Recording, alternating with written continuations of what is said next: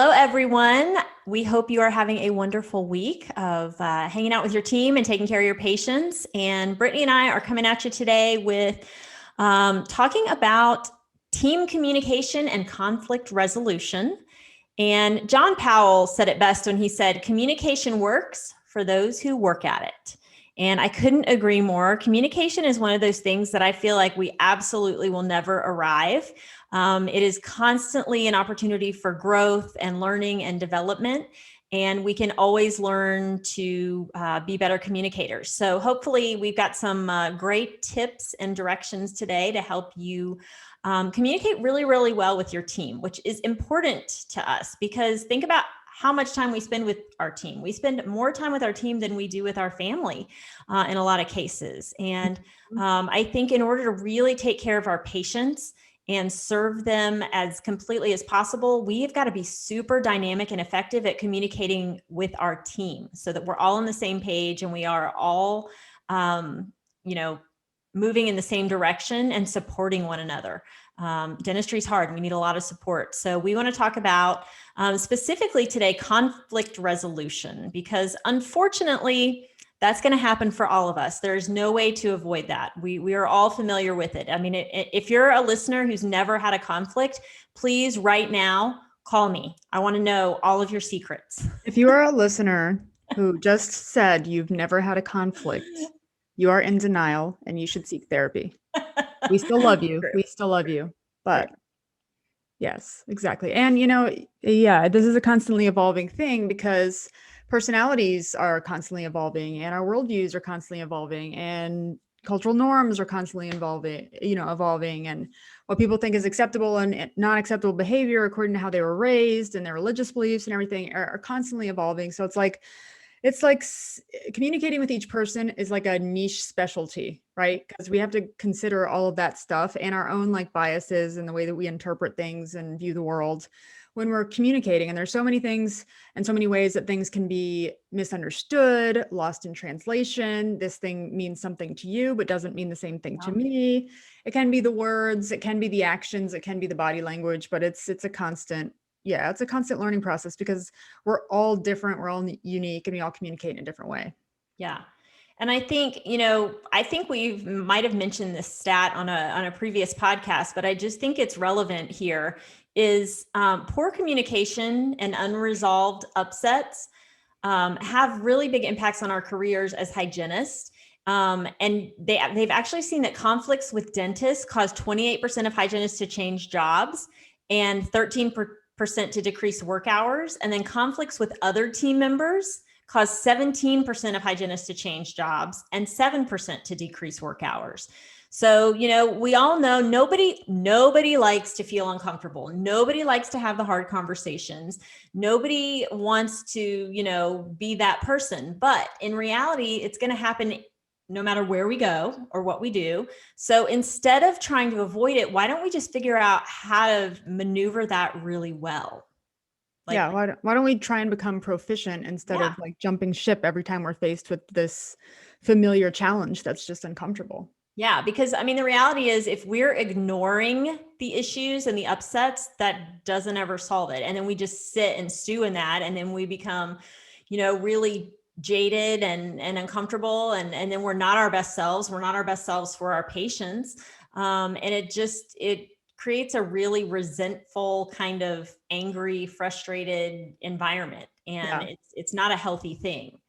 Yeah. And it's an undercurrent and a cultural thing that I think patients can sense too, like when there is that resentment or unresolved upsets or things that haven't been talked about that really need to be talked about. It's like the energy in the place changes, whether you subscribe to like energy, whatever, like it does, like you can just sense the interactions between people. You catch on to the little cues that something's like not quite right. And our patients suffer as a result of that, because if we're not communicating at top level with one another, we're going to drop the ball, even more so than we do when we are at our best and resolving conflict and well-intentioned and all that stuff, because it's inevitable if we're choosing not to communicate. Right. But I think so if we're coming from a place of, really focusing on solutions, that we want to strengthen and foster healthy relationships in the office. We want to have better communication skills. We know all of that's going to lead to an easier work life, and obviously fewer resentments, and really a self-empowerment, because I know that's happened for me before, where, I've sat in something and I've been really frustrated and I didn't want to say anything because that felt uncomfortable. And what if they don't like me anymore? But after I went and did that and came back from that, there is that self-empowerment of like, oh, wow, it was okay to put myself out there and have that conversation. And now things are better. And now we have a stronger relationship. And wow, that really did go well. And I can do that. I think it's really important to realize that the more we do it, the more comfortable we get with it, the better we get at it. It really does create that empowerment. Yeah, and that's an example of a great investment in a relationship with someone that you know you're going to be around long term and for a lot of hours in the day, like you were saying before. Like, if we choose not to face this, that's selfish. It's selfish. It's going to injure our relationships. It's going to hurt us in the long run. We're going to suffer, slowly over a long period of time with resentments and the feeling of upset and, whatever. Right. Is underlying. So that's like a responsible way, I feel like, to have a relationship with anyone, and especially with the people that we work with. And I think, culturally, the word confrontation has been given a bad rap. So we don't have to call it that. Honestly, I think it's worth kind of taking the connotation back, though, for this word, because confrontation to me is just not an ugly word. It's not a nasty word. It doesn't have to be bad. But I think sometimes people use the word confrontation interchangeably with like being quote unquote brutally honest, or right, delivering something harshly. And that's just not what it is. Like, the delivery, is your choice. How you deliver the information is really up to you. The person receiving the information, how they receive the information is also up to them, so right, there's always the possibility that it's not going to go as planned, or expectations aren't going to be fulfilled. But let's just for a second take a step back and say that, our experience culturally with the word confrontation is that this word is negative or childish, or it's an ugly interaction between two parties or two people. The dictionary defines confrontation as a meeting of persons face to face, an open conflict of opposing ideas, forces, or a bringing together of ideas and themes, etc., for comparison.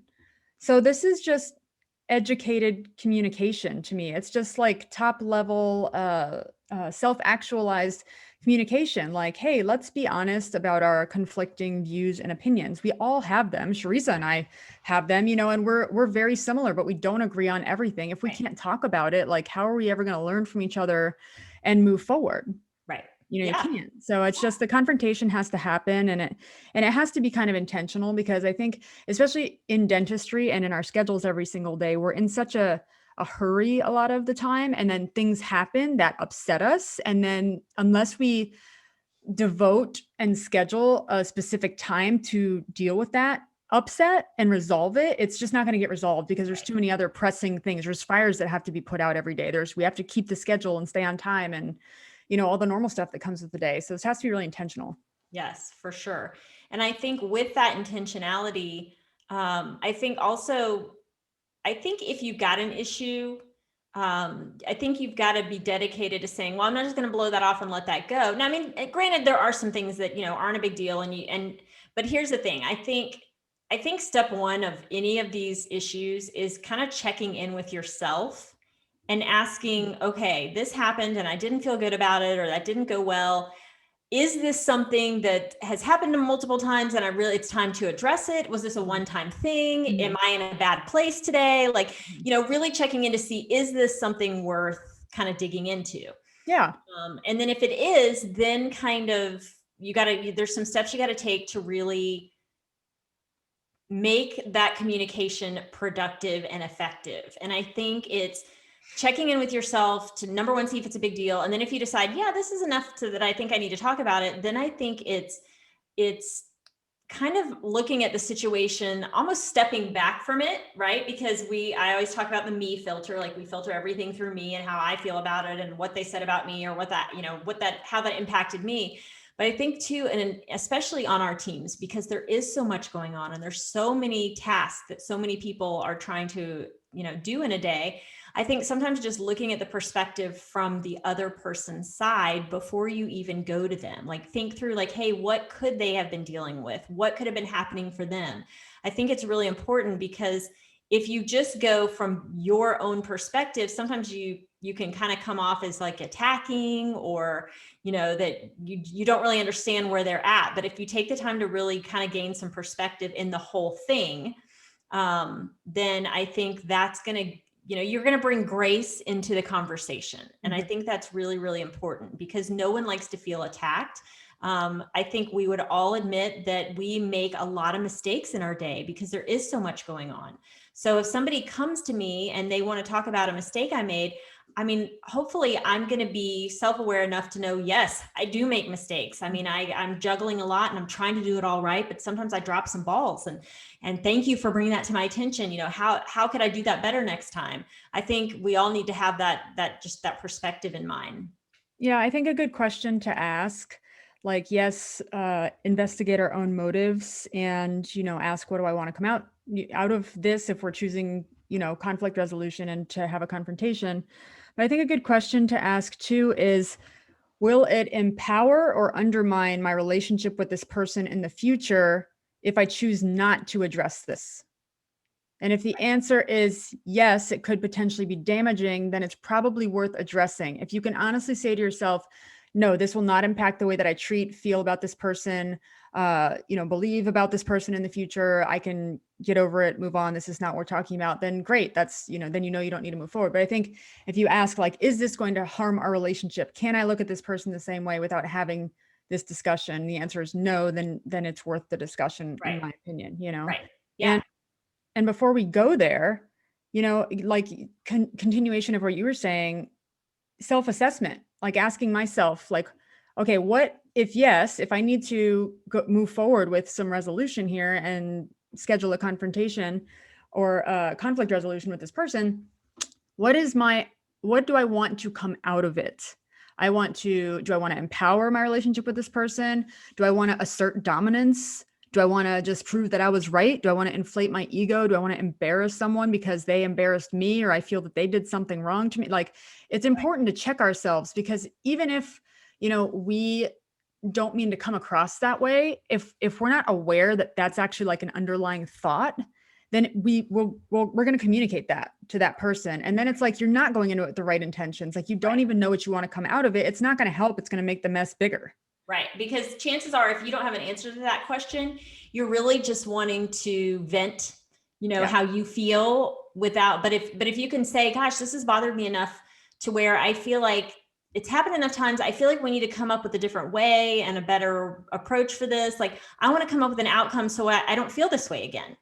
Then that's where that tells you you're headed in the right direction. But if your come from is just, well, this person's wrong and I just want to tell them they're wrong and I'm frustrated that they're not doing this and they need to know that, that's probably not going to be a good approach. Yeah. If it's a vendetta, then that's not a good place to start. I think it's good to work through some of our own motives before we bring another person into it, and I think that, and these are human things. So they're not like you're a bad person if you have these thoughts or feelings. Like, I definitely sometimes am just like, have a problem with someone, I'm super petty, I'm like, I'm going to go, like, whatever, make them feel how I felt. That's like knee-jerk human reaction in some instances. Like, emotions are hot, we're all stressed, like, we want to, it's just kind of like a knee-jerk reaction. It can be like an automatic thing. So it's just important to question, because it'll really help us to move forward in an empowered way and not create more drama and more things to resolve in the future, because if we enter a conflict resolution with, like, I'm going to show this person what's what, like, that's clearly going to ramp things up. And then guess what? Then you're going to owe that person an apology. Then you're going to have even more follow-up to do. Then you're creating even more work. You just damaged your relationship with the person. So the questioning, the self questions are, I think, the most important part. Like, ask, myself, where am I in regards to this? What's my status? And what do I want to come out of it? Right. Well, and I mean, just a small example, like I'm a little OCD. I like things to be in their place. And there's times when I'll walk into we have our lab is is kind of a communal area where a lot of things land. We share our nomads and, our Velscopes and our cameras. And so that's the landing place for all of that. And there's times I'll walk in there and there's some things on the counter that shouldn't be, or somebody started to put something away and didn't finish. And like just that automatic thought of, oh my gosh, why is this here? Why can't people finish their jobs? Like, and that's like such a quick thought that like puts you in a bad place. And then if you stop for a second, and for me, it's that gaining perspective of, well, duh, they have 5 patients in the chair right now. Like they started something because they had a minute and their patient got here and things got busy. Yeah. So I sometimes think it's little things like that we let get to us because there's so much that has to happen in a day that if we would just stop and check in with ourselves and then gain a little perspective, sometimes it's not even an issue. Yeah, sometimes it's not an issue. And I think sometimes it is an issue. I think it's important that we're careful, that we're empathetic to others, but that we're not enabling, right? Mm-hmm. So I think, and if that thought is like crossing your mind or my mind, and it's like, yeah, over and over, and like, clearly it's a problem. That's when it should be, addressed or whatever. I know it's super frustrating when you've already had the conversation and there's still a lack of resolution, or there's, this outcome. I think it's at least worth going to that person and like questioning, like, hey, what happened today? With this scenario, I know we've talked about this before. Is there a way I can support you to make sure it doesn't continue? Or like, what do you need? Or how can we make this work, kind of thing. I know I totally, all the frustration and the empathy and the big picture perspective, really important. That's something that I lack a lot of the times. I'm like, my schedule, my patients, I'm moving and grooving, trying to get this stuff done. But so is everyone else. Right. So, yeah, absolutely a great perspective to have, kind of like both sides. And also like, it's when I can't shake something, like if I can't shake that thought or emotion, then I'm like, okay, I need to circle back to this. Like it's worth, talking about again or talking about it for the first time. Right. Right. And I think, I know you're big on this, and I think it's really true. And what you said is true. Like there's things that happen during the day that bother us, but we don't have time to deal with them right then. You've got another patient, your next patient's here, there's a lot going on. So I think there are even times for me that, I've got a newer assistant, we're working together for, about 4 months now. And there's times during the day where something will have happened that wasn't done right, but I can't address it right then. So I'll even make myself a little note. I'm kind of the sticky note queen. So I'll just like write a word or two down so that I don't forget that, circle back up. And then this takes me to kind of the next step is picking a time frame, like establishing a time to talk to that person. And, this may be something as simple as you don't necessarily have to go and say, hey, can we set up a time to talk about this? Sometimes it's just, I know, okay, at the end of the day, once we've caught up and everything's done, I've got that sticky note to say, hey, let's work on this. I saw you did this, but really we need to do it this way, that kind of conversation. But then there are times where you do need to say, hey, I've had some things I want to talk through and work through. Can we set up a time that we could do that after work? So I think just setting that time aside in your head, whether that's actually going to that person and setting up a time or just making sure it happens in an appropriate time frame. Yeah. Yes. And I think that if you're wanting to talk about something that's been like a slow boil type of thing, like you haven't addressed it before and it's come to like a head and you're just like, okay, I'm going to like go off on someone if this happens one more time, it's definitely not the time to address it in that moment, because we're probably going to do and say things that we are going to regret. And then, like I said, have to circle back with apologies and have caused damage. And what we can't do is undo what we've already said, and that can sometimes be damaging, even if you do apologize afterwards. Right. But so if there's a lot of emotions involved in a certain instance or a certain, interaction with someone else, like you're really heated, that person's really heated, you passionately disagree about something, I think it's healthy to not procrastinate, but wait a day to like cool down sometimes, like, because we're humans, like we're all having a human experience. We all have emotions. We all get angry, sad, hurt, embarrassed, and those things don't just, as much as our frontal lobe and we can know consciously something, like I know this person didn't mean it, or I don't think they meant to hurt me, or I understand they were distressed. As much as we can know that consciously, our bodies sometimes like don't know that. And we're like coming in hot, like our emotions don't know it yet. They haven't followed yet. So I think sometimes it's healthy to wait a day or so and cool down. And also in regards to the time frame, I don't think it's ever a really good idea to schedule a conflict resolution at the beginning of the day or in the middle of the day. you want to do the end of the day. Yeah. Right. Or the end of the week, like, so Right. that you can go home. If something, does get heated or it does get emotional or whatever, you don't want to see patients Right. or have to go into a commitment after that. Right. You can then go home and cool off, talk about it if you have to, kind of thing. So I think it's best to schedule at the end of the day. Yeah, I agree with that. And then, depending on who that's with on the team and what schedules look like, sometimes obviously want to be specific about that. Like, hey, can we make sure that we, meet whatever day and time so that we can really address this? Yeah, because you want your needs met and you want the person to have realistic expectations. Like if you're going to need 30 minutes of their time, they might be thinking, oh, this is just a quick thing. Oh, Right. let's do it tomorrow after work. But really, they have to go to soccer practice or something. You're going to feel bad because you're going to feel blown off. Like, okay, the person didn't realize you wanted a commitment of 30 minutes. And then they had to go 5 minutes into the conversation because they didn't realize it and you didn't communicate it. Right. Like, get your needs met by asking for what you actually need, give the person the opportunity to say, okay, this is when it'll work in my schedule too. Then Right. everyone is okay and happy and it works out. Right. But so I'm just going to say this because I think so many people think this way. So many people. If you came to me, Brittany, and you said, hey, Charissa, I had some things I was kind of concerned about, and I really want to be able to sit down and talk and have a great conversation about it.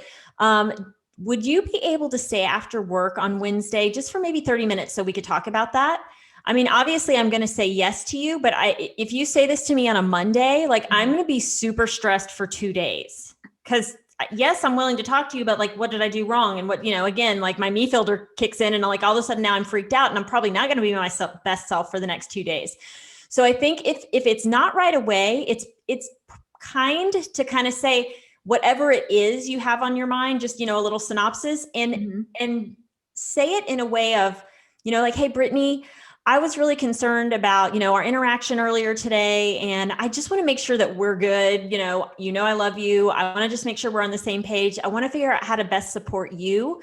And I just don't want to let this go. So could we set up some time Wednesday after work? Like, I just want to make sure that we can be as supportive as possible for each other. Would that be okay with you? Yes. And then I think I understand a little bit about it, but I feel like you need to give some information if you're going to do something like that, because otherwise then, I think everybody goes on high alert, like, oh my gosh, what's wrong? What happened? What did I do? And then that's going to kind of roll into the next area that makes me insane is gossip. Because now you're going to, like, oh my gosh, Brittany wants to meet with me. Do you know what's wrong? Did she say something to you? And, that's totally unhealthy for the team culture. So I think giving people a heads up if you're going to meet about why, I think is important. Yeah, I always think, when in doubt, over communicate, because in the absence of communication, we fill in the blanks. Right. It's just a human tendency. We do that even though we know better. It's like, I sincerely don't know what that person wants to talk to me about. It's like, we don't like to not know. So I think when in doubt, over communicate about the why and the what. And even like, let's say you're waiting until Wednesday because your schedule tomorrow is just too crazy. You have a commitment after, like, even say that, Yes. I just want to wait till Wednesday because I want dedicated time with you. I want to make sure that we have plenty of time to just chat and, discuss things so that we're, functional. Our relationship is as best it can be, kind of thing.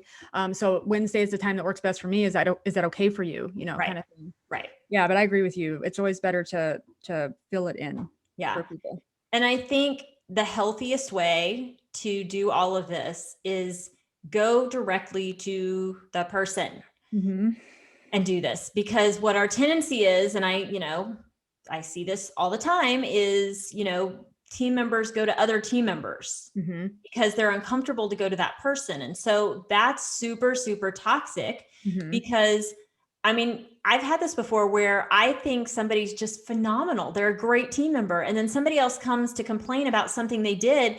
And even though I know they're a great team member, now I'm kind of like, really? You know what I mean? It starts to impact the way I think about them. And that's crazy because that is someone else's perspective. That's not even my own perspective, but that's the way that kind of gossip and drama works. Is it really can be toxic and change, what you're thinking about somebody that's really, really great. And you weren't even a part of it. So I think it's so important to address issues with the people you have issues with. Yeah, it's, if you think about it, that's super erosive and damaging. So you didn't just damage your relationship with that person, you damage potentially someone else's relationship with Right. that person, if they don't kind of check themselves and say, oh, you know what, I know that person, and I wonder what it actually was, and just get curious instead of making a qualification, Right. Yeah, and gossip is like a tribal kind of knee-jerk thing. Like, it is like a survival thing. Like, we want to get people on our team. We want to be understood. We want to help gauge ourselves and our perspective according to others. So that's a normal want and need. It's just not a healthy way to get it. Right. We do have to go to that person directly. And, if you're a person who you feel really inexperienced having conflict resolution type of conversations, or you just feel like, I'm not sure if I communicate very well with this person, maybe I want some support, then is an opportunity to request a time with that person, but also maybe ask for support from a supervisor or someone in a manager position who is mature and doesn't gossip and isn't just your friend who's going to yes you to death. You want to get someone who's impartial, because if our come from and the want is really to have conflict resolution, so come to resolution, Right. then it's not to get others on our team, right? So we want the person who's going to help mediate and really remain as fair and impartial as possible, and just help us to figure out an outcome, a strategy, so that this doesn't continue happening, to strengthen our relationship moving forward. Yes. And I've done that myself. I mean, there's times I've gone to an office manager and said, hey, I'm having this issue. I don't want you to solve it for me. I want to have this conversation. I know I need to do this and I want to do this, but I just want to make sure that I'm taking the healthiest approach to this. So will you help me? Here's my issue. Here's what I'm thinking. Do you think that's the way to go? What is your advice? And I think that's a great way, because we don't know how to communicate. We're not born knowing how to talk. And when we learn how to talk, we still don't really know how to communicate. So it's a process. And so if you've got a team member who's really strong in that, then I think it is a great way to learn from someone else. Yeah. And I think so. I want to point to something important in that scenario. So if you go to someone who is a responsible person and you tell them your perspective on a situation, even if you're being very objective and mature and you're not using emotional language, you still don't want that person to make a judgment or believe something qualifying about this person because you've had this conversation with them. So I think anytime you rope someone else into it, even if it's with completely pure intentions, completely just want resolution, that person I think needs to be present in the conflict resolution, because then they can hear the other person's perspective from their mouth. I think that we kind of owe it to people to, like, okay, if I'm going to have a discussion about someone when they're not around, I owe it to them to communicate with this person as well directly, because that's the advantage that I have right now, kind of thing. Even if you're not, making it something that it isn't, or making it more dramatic or whatever, I think it's only fair, that person is like, okay, now you're committed to coming with me just to sit there during the conflict resolution, even if I don't need their help with it. Right. Yeah, I think that's healthy. I like being as fair as possible. And sometimes it's good to have, honestly, I've had a very small number of interactions with team members that I felt like I wanted someone else in the conflict resolution, because I felt that person wasn't really mature and emotionally capable of having an adult conversation. And in case it didn't go well, I honestly was just kind of like, okay, can you just come be present, so that there's kind of like a witness in the situation, especially if you've got kind of like history or bad blood kind of with someone, and it's just been maybe an ongoing thing, or you just kind of don't feel comfortable. It's good to have someone else there, just a third party, even for documentation purposes. Yeah. So I think once you've kind of determined, all right, I'm going to do this, and you've talked to them about setting up a time, then I think you come in with just some really clear intentions and objectives for the conversation. And I know you've said this already, where, say, hey, can we meet? I've got some things that I feel like maybe are dividing us a little bit, and I want to just make sure we get on the same page, because obviously I want to function as well as we possibly can, and I want to support you as much as I can. I think just clarifying in the beginning, that you're seeking for connection, which I think is super, super important, instead of coming with, just accusation or, fault issues. Like, hey, I want to connect with you. Like, we really are a team and a family, and you and I, we've always talked about, we both played sports growing up, and like, if I'm on the field and I'm going to pass the ball to you, but I don't let you know it's coming, you're not going to know to be ready to receive it. And so It's the same thing with our day to day in the office. Like, we've got to be able to, be talking to one another and communicating. And so just setting up ahead of time, like what your objectives are, I think is important. Yeah. Yeah, even for your just for your own sake, to give you perspective, and then yeah, sharing that with the other person too. I think it's really important for us to remember that like none of us receives like formal training on communication and attitude and conflict resolution. So we can't expect others to be perfect in this either. Right. You know, we're not perfect. I'm definitely not perfect. Right. I've had interactions where I've had to apologize afterwards, and I've had to be like, wow, that was really not the right come from. I wasn't in a good space, or I'm so sorry for my attitude. I'm sorry that I delivered the information insensitively. I've had to apologize for all of those things in the past. So we're all like learning. So I think it's important to come with that grace perspective for everyone involved in the communication and conflict resolution process. So I think that one thing that may be coming to people's minds right now, especially if you're a hygienist or an auxiliary or admin team member, is like, okay, what if the person that I have a conflict with is my boss or the dentist? Like, how do I handle that? It seems really sensitive. Like, they're my boss. How do we kind of tiptoe around this? Do I have to have this conversation with them? And the truth is, and the answer is, it goes back to the original question. If I choose not to face this and address this with this person, how is it going to affect our relationship moving forward? This is the place where we spend so much time. This is the place where we spend as much or more, in some cases, time than we spend in our own homes. You can't have this underlying current of negativity or disconnection with the people you work the most closely with because you're not willing to have an uncomfortable conversation or face conflict. So it goes back to the same question. Will your relationship with your dentist or your boss be more or less empowered if you choose to not say something about this thing? Will you feel better or worse moving forward? Do you think that it will help or hurt your relationship if you choose not to say something about this thing? Right. Answer it honestly. And then if it will be damaging, detrimental, no, you can't move forward in an empowered fashion without talking about this thing, then yes, it's worth a conversation. Right. No, we don't have control over the outcome. So I understand why this can be scary and daunting. And, I think that there's probably sometimes a concern of retaliation or backlash or punishment when it comes to being honest and open and trying to communicate about sensitive issues, especially with our bosses. And it might be an opportunity to ask, like, okay, am I making an assumption here? Like, is fear keeping me from having an uncomfortable conversation with my boss or the dentist or whatever? A lot of times the answer is yes, right? We're afraid of something. Right. I think sometimes it's even okay to say that. Like, hey, I have this thought. It's really important to me that we talk about it, but I'm a little bit afraid of having this conversation with you because I respect you. I understand that you're my boss, and I don't want you to have a different impression than that. It's okay to like communicate like what I'm concerned about. Like, hey, and it's okay to say, I really value our relationship. So I'm afraid that, not saying something can injure our relationship, but also I'm afraid that you may take the information that I'm going to give you in a way that I don't mean it. So I would like the benefit of the doubt kind of thing. And then requesting that scheduled dedicated time, from them.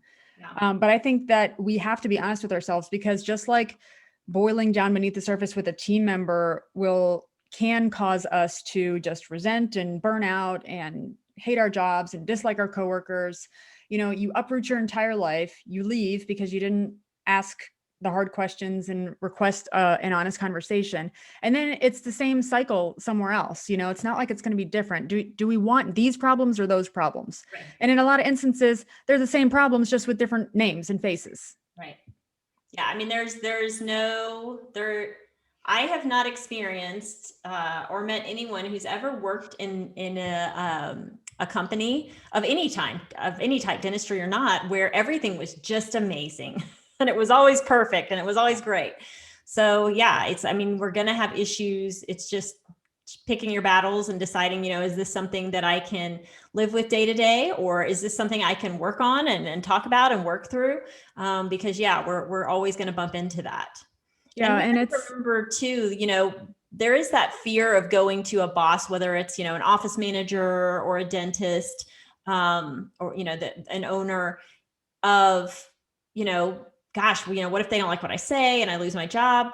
But I love what you said about, establishing, the respect and the trust and the value in the relationship, because that's super, super true. And we have to remember that just like in hygiene school, nobody taught us about conflict resolution.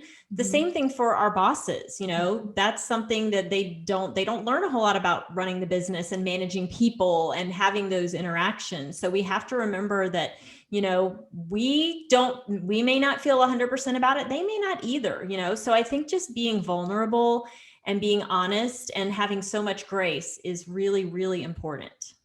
Yeah. And I want to explore different possible outcomes from an attempt at conflict resolution, because I want to be really honest and really clear about the fact that it doesn't always go how we want it to go. It doesn't always. Sometimes I really want an apology from someone. Like that would just mean a lot to me. Sometimes I don't get that apology, or sometimes the person doesn't take it well. Their response is immature, emotional. They project and blame and don't take responsibility. That's super frustrating. I think it's important for us to remember we have control over our words, our actions, our attitudes and beliefs. We don't have control over anyone else's. And we honestly don't have control over the outcome when other people are involved. We just don't. We don't play their part for them. They have to play their part. That's their responsibility, right? So I just want to be honest about, let's play this all the way through. Okay, let's say we have this really uncomfortable conversation. The person takes it terribly. Then the next opportunity arises from that. We get to ask, okay, is this an expectation or a boundary on my end? Is this something that I can live with and move forward? Or is this behavior completely unacceptable, toxic? Can I not move forward in this atmosphere any longer? So no matter what happens, we have to view this all as opportunity, because that's really the worst case scenario. Is it doesn't go well, it's awkward, it's, the person isn't open to having this real adult conversation, but then it is an opportunity and might be the right time to say, is this the place for me? Is this a person that I can kind of make work, make work with them, right, kind of thing, or not? And that might be a freeing thing to think about, especially when we're having confrontation with our bosses. Like if this, it might be time for me to reconsider, or they may say, okay, well, I don't want to have an adult conversation and communicate with you. Okay, do you really want to keep working there if that's the case? right. We have to make ends meet. And I get that. I get the reality of putting food on the table, needing a paycheck, that sort of thing. But also consider the long term of your fulfillment, satisfaction, mental and emotional health, ability to have healthy connections and relationships with the people that you spend the most time with. And I feel like, if I ask myself that question, don't I want to work with people like that who value me enough to say, hey, do you have some time to talk to me? I want to make sure we're okay. Mm-hmm. I mean, to me, that's important. So, I feel like, I don't know. I want to have a team that's able to have even the hard conversations because they know it's going to make us better. Yeah. Yeah. Absolutely. That's the kind of culture that we want to cultivate, and what we want for ourselves and what we want for our team, because we care. Right. So, and I think there's two things I want to mention as we're kind of thinking through these conversations, as we're actively having them, is I think it's really important to be a very active listener. mm-hmm. Obviously, if we're the ones coming with the issues and we're doing a fair bit of talking, but it's so important to listen to what's being said back to us. Because I think so many times we listen to respond, we're listening, we heard one thing they said, and now we're configuring in our brain how we're going to respond to that. And we didn't actually hear everything they said. Mm-hmm. And I think that, that doesn't value them. I think, if you're coming into them with something, then you need to be able to hear them out. Mm-hmm. And I think also paying attention to your body language and to theirs too. I think that's a big part of what we do every day with patients in the chair, is kind of reading where they're at. I think it's, important to, as we're having that conversation, be mindful of our own body language, the faces we're making, the way that we're communicating. I think, we know nonverbal is so much more than the verbal part. So really paying attention to that as well. Mm-hmm. Yeah. And not getting stuck on our assumptions because, Correct. clearly if something upset us, it's because we made it mean something, and we might have made it mean something that it doesn't mean to the other Right. person, right? So we don't want to just get so stuck in our belief or our view of the situation that we're not open to hearing that person's view or what they actually meant by what they said or did, because they may have a completely different come from, Right. the first impression a lot of times isn't the right one, or like you talk about all the time, we see things through the me lens. A lot of times it doesn't have anything to do with us. Right. It may have to do with them or having a bad day or whatever, but you know it at least is empowering to let the person know, like, I value our relationship enough to have an awkward conversation with you to make sure that this is okay. And also, if this is a habitual thing for the person, it'll also make it so that they understand there's going to be more work involved for them in the future if they continue acting this way, because I'm going to request a conversation. Right. So that's like the very worst, most like pitiful thing that could come out of it too, is like, okay, either I realize this isn't the place for me, or the conflict resolution and communication isn't where I want it to be, or at least this person understands, like, hey, if you continue with the same behavior in the future, I'm going to require a conversation, and it's just going to be more work for you, kind of thing. No, Right. that's not my intention or my motive for asking for the conversation, but it's just the reality of, and it's a side effect of asking for conflict resolution. Right. So I'm just going to hop in here. We're going to take a little detour for 1 second because I feel like that what you said is super important for gossip and drama stuff. So a really great tip, if you don't want people coming to you with gossip and drama, is when they come to you and say these things to you, is you say, great, I understand that. Let's go to them together now and talk about, let's figure this out and work that out. Mhm. People will stop coming to you. Yeah. And I've had this happen multiple times, and it's actually really effective. So it's a great way if you're one of those people that's a little timid about, like, I don't know how to, like, somebody's saying something to me and I'm uncomfortable, but I don't know how to put a stop to it. Just offer to be like, hey, I understand that. And that does seem frustrating. Let's go. I'll help you. Let's go talk to that person together and make sure that we get this resolved. Mm-hmm. Yeah. Yep. So sorry, just had to go there. Oh, that's great.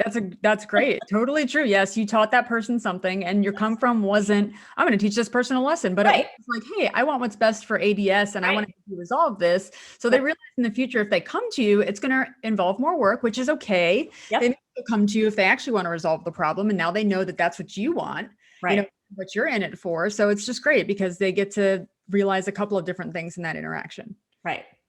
So, So, Brittany, you talk a lot about the compliment sandwich, and I want you to elaborate on that because I know that that's a technique that's been super effective for you in the past with conflict resolution. So talk to us about the compliment sandwich. oh gosh, the compliment sandwich. First of all, I have feelings about that phrase. I don't like the It is odd. sandwich. I'm like, just tell me. I'd rather, like, even if it's sensitive information, just tell me so that I know what we're talking about.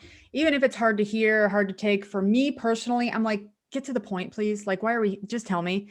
But I feel like for most people, most people, if we're generalizing, I don't think want that kind of communication. And I don't think that's unreasonable. Right. They want to know, do you value your relationship with them, kind of thing. So that's, if I'm doing a compliment sandwich, first of all, the compliments have to be true. They can't just be made up things to soften whatever quote unquote blow you think you're about to deliver. And again, it doesn't have to be a blow. It doesn't have to be, harsh or whatever. That depends on how you choose to deliver it.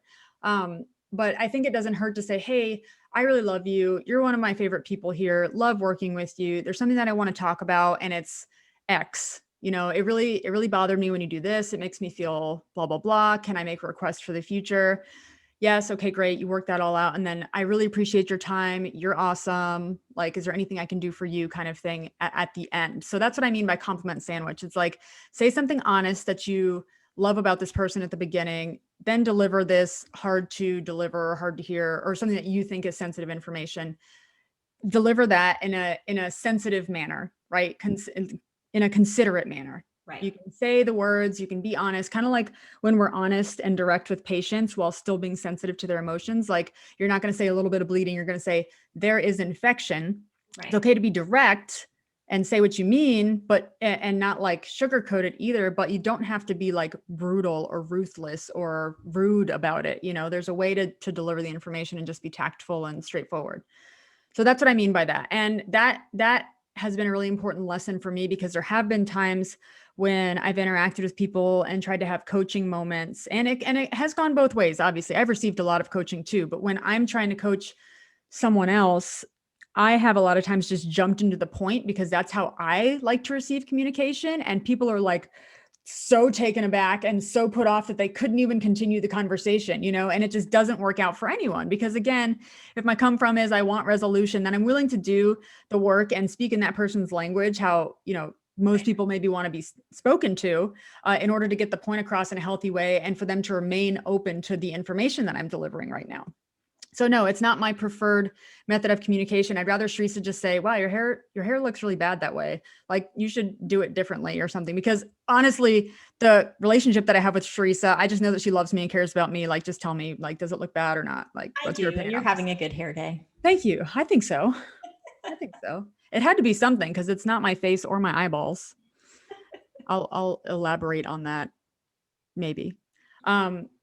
But yeah, I think it just has to go back to our come from and be, we have to constantly be self-examining in this whole situation. So we have 6 questions that we just kind of recommend asking yourself when you're facing something hard or uncomfortable, or getting ready to have what we call a sweaty back conversation, or an awkward conversation. And the first one is, am I willing to do something now to make this better?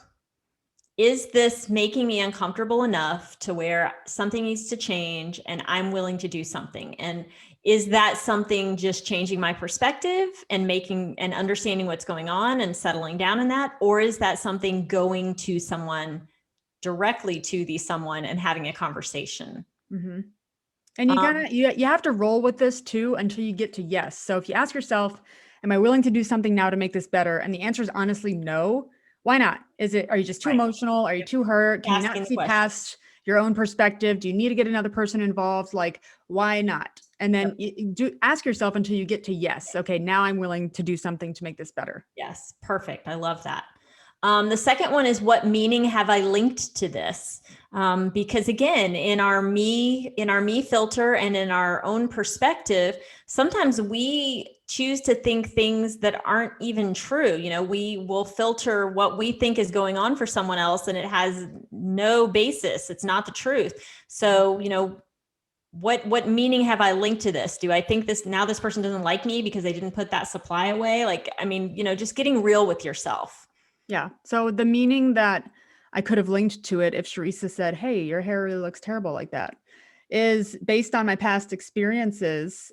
And it is for everyone. So let's say, someone has a weird, or not weird, but like an experience of being bullied, or someone maybe actually intended to hurt them, or there was injury caused. And maybe someone like verbally said like, hey, I don't think you're attractive or something. They said something mean or rude. That may create feelings or a belief that like Charissa doesn't love me. Charissa is trying to be mean to me. Charissa's bullying me. When that may not be the case, she's probably just caring about me and saying like, hey, your hair's messy, whatever. Like she's just trying to help me kind of thing. And I know Charissa so well that I'd probably make that assumption instead, but we may have linked an alternative meaning that isn't based in that person's actual intentions. And honestly, we can't know until we ask them. And even if we ask them, they can choose to not share with us, so we don't have really control over that, but we can be honest with ourselves about what meaning we've linked to it. Yeah. Next is, could this be a misperception or misinterpretation? And gosh, I think so many times that answer is probably going to be yes. Yeah. But again, that's going to really involve us listening to what the other person is saying, to really see what they're come from and what's really going on. Because I think we do oftentimes misperceive and make our own thoughts about situations. Yeah. Number 4 is, what else could this mean from their world? And we know the reality is sometimes we have really hard moments and bad days. Sometimes we got stuff going on at home, and it's taking a lot of focus for us to get through our day. We've got to extend that grace to others because there may be some other things happening in their world, or maybe they're frustrated about something that they haven't felt brave enough to talk about. So again, it's putting yourself in somebody else's shoes and seeking that connection with them. Yeah. And I think to me, this question is more functional than it is like, do we really want to go down the rabbit hole of all the things that it could mean? Like, it's like if a person does something, it could mean all different things from their perspective. But I think this question is meant to get you out of the you filter and just like be functional. Like, oh, what alternatives, what could the person have meant by this? Like, just in a general sense, could they have, meant, I don't know, could they have just been in a hurry? It gets you in like an empathy state. And I think that's the purpose of this question. Yes. I really like number 5. The next question is, what do I need in order to feel better? And I think that most people don't want to be honest when answering this question. My answer is coffee. Coffee. It makes everything feel better. That and wine. Feel so much better. Yeah. Yes, and sleep. Yeah. So I think it's important in this question to be honest about what you need or want in order to feel better while having realistic expectations. So sometimes I might feel that I need an apology from someone, but I may not get it. So it's important to realize, like, what do I need to move forward? Okay, how else can I move forward if that doesn't happen? Or what if I don't get what I need? Is that acceptable? Not acceptable? And I think it's also important to ask yourself that question, because what if what you need is a new system put in place?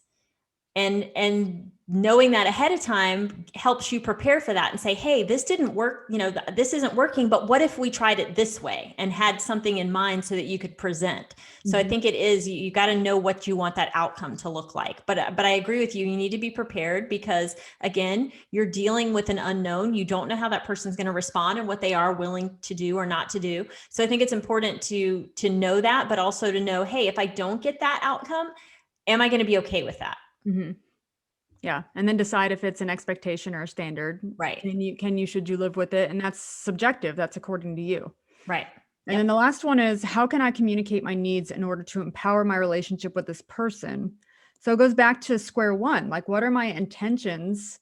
And how can I make sure that I am in it for the greater good of our relationship?